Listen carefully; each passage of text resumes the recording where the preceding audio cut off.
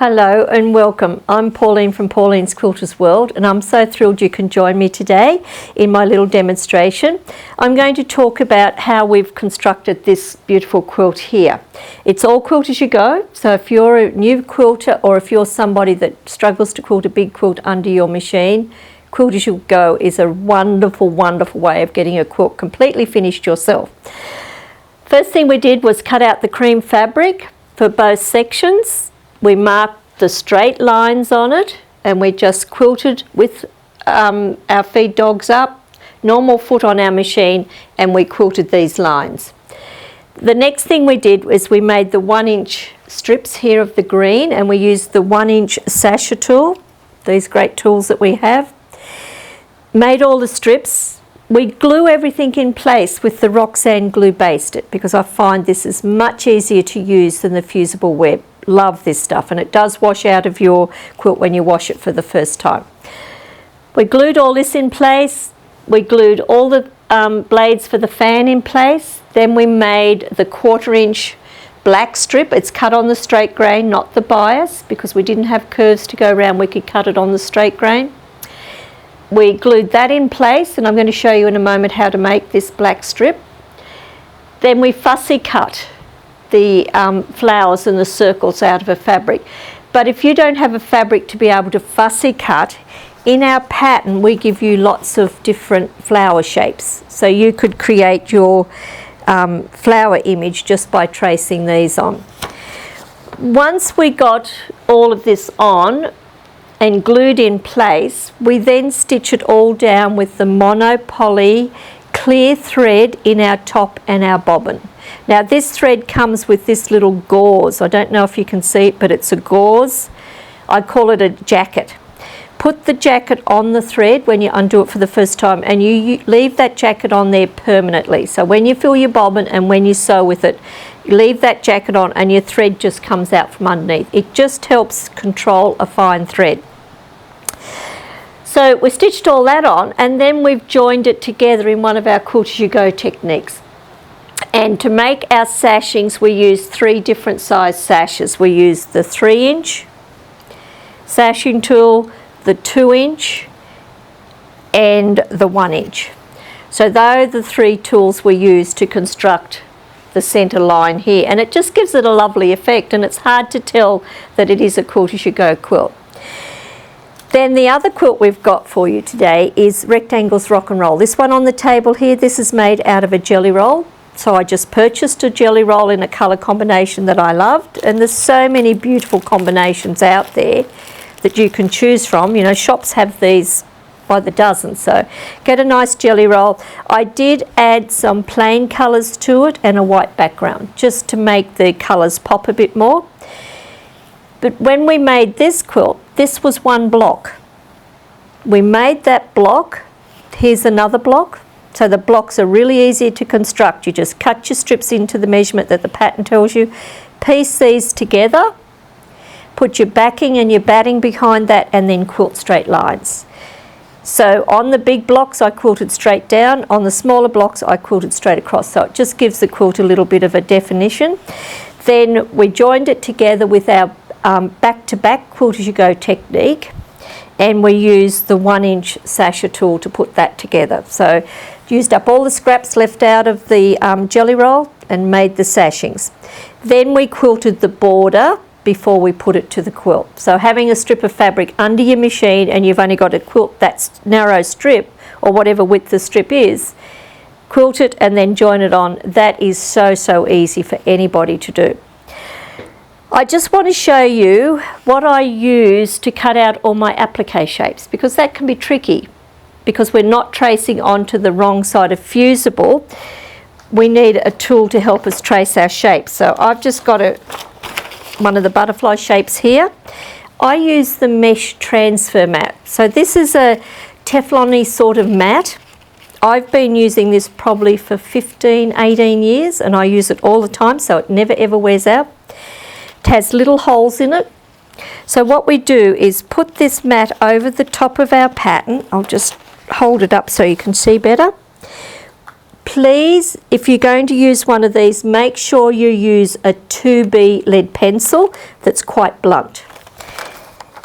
If it's too sharp, a sharp lead will get caught in the little holes and it'll just keep breaking the lead. So keep it very blunt. Trace your shape onto the mat.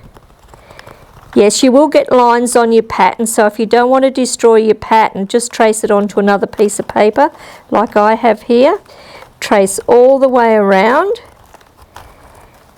And having that lead very blunt, it runs over those little holes nicely. So I'll just turn this around so that you can see how that design shows up on that mat. Now the next step we take is we go to our fabric and we then trace this onto our fabric. Now I use the Bohin marking pencil. I'll just get that out of my drawer. I just didn't have it ready, but we use the Bohin marking pencil. Comes with white or black lead. I've got the black lead. Once again, don't have the lead poking out too far. So if it is, put your thumb on the top.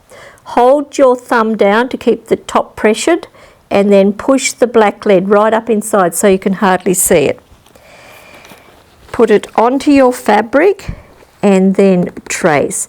And it feels a bit funny because you're taking that lead of that pencil over those little holes, so it sounds a bit funny, but it will get all the way around there. And you can appreciate having the lead tucked back inside, it won't break, and your lead will last you for years. There we go. I think we're just about around. Bit hard doing it upside down. So there we have our design onto our fabric. I hope you can see that. Now we're ready to cut this out.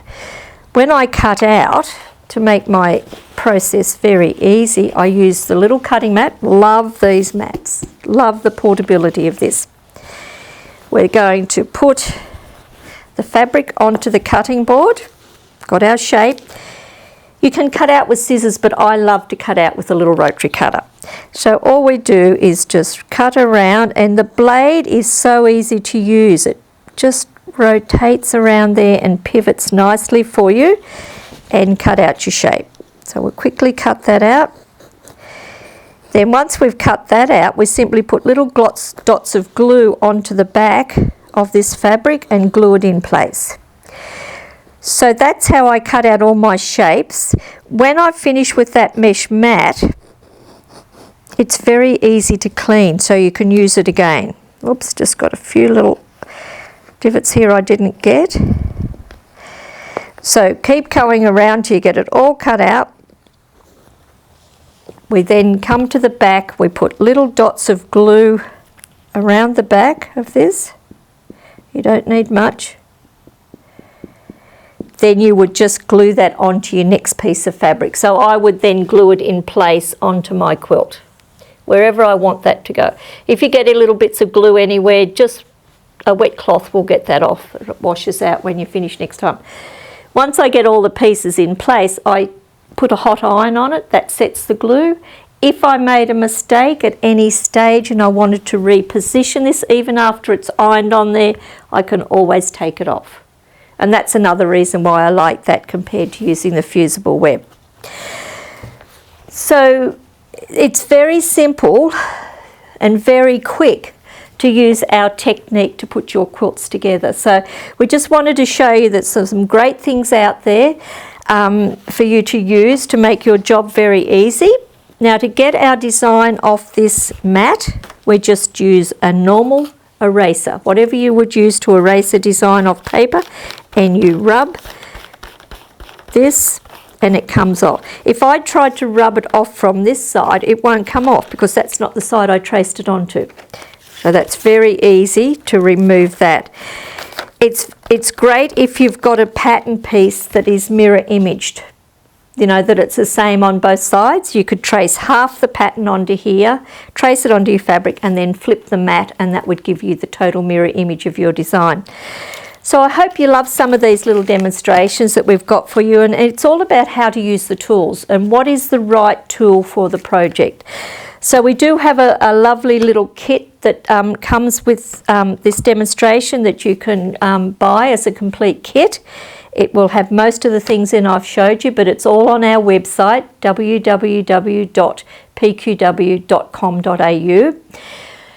And also go to our YouTube channel, because we have lots and lots of other videos there now for you to show you all of these different tools that we love to use and how to use them properly. If you're going to go to our YouTube channel, we'd love you to hit that bell and subscribe, because if you subscribe and hit that bell, you'll always get a notification when we're ready to put another video up for you.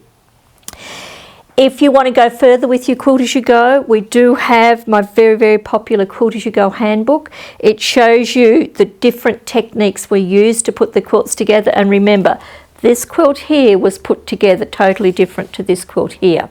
2 different Quilt As You Go techniques, so it's all covered in the book. Happy quilting. Enjoy everything. Don't forget to look at our website. Don't forget to look at our YouTube channel. Until next time, bye for now.